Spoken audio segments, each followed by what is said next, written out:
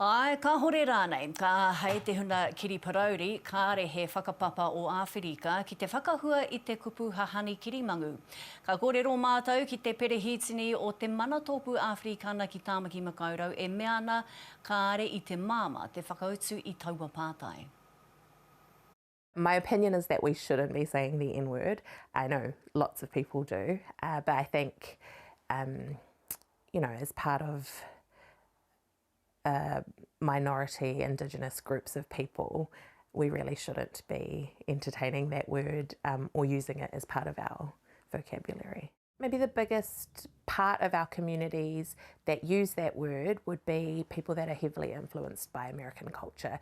So I know there's a huge kind of Pacific population that live in America and a small Māori population as well. And when you've grown up in spaces that heavily influence your, vocabulary, your social settings, things politically that are going on, being embedded in those kind of communities, you start to take on a lot of those things. And I can see how Māori and Pacific communities can be so heavily influenced by Black culture that becomes a part of who they are, especially for Pacific people living in America who have grown up with Black people who, that's their kind of community because they don't have the large number of Pacific peoples like we do, maybe in Tāmaki or in other areas of the Pacific. A lot of our ancestors across the Pacific have been called the N-word and have had it weaponized against them by colonizers, and in doing so have adopted the same practice that African Americans have of taking the language back and giving power to it within their own communities.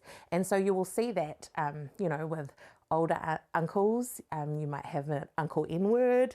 Lots of our whānau do all around the motu. So yeah, and there's like just an ongoing thing. So it's like multifaceted, but the context is through colonization, people used Pacific peoples as slaves, and during that time, they also used the same language that they were using in the Americas across the Pacific as well.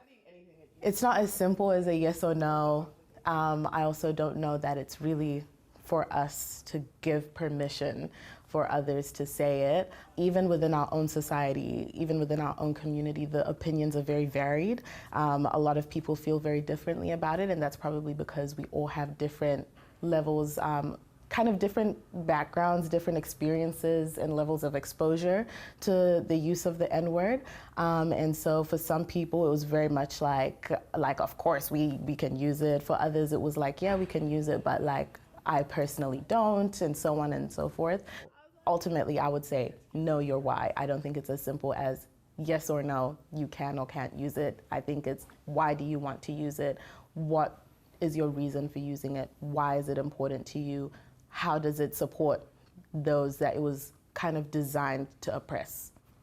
My personal experience with it is that I have had people kind of direct it towards me or use it against me negatively, and the people that have done that, it's been across the board. It's not just been white people, it has been even people of color from different ethnicities, Māori and Islanders included. So for me personally, when I do hear the word, I feel like when it's in the hands of someone who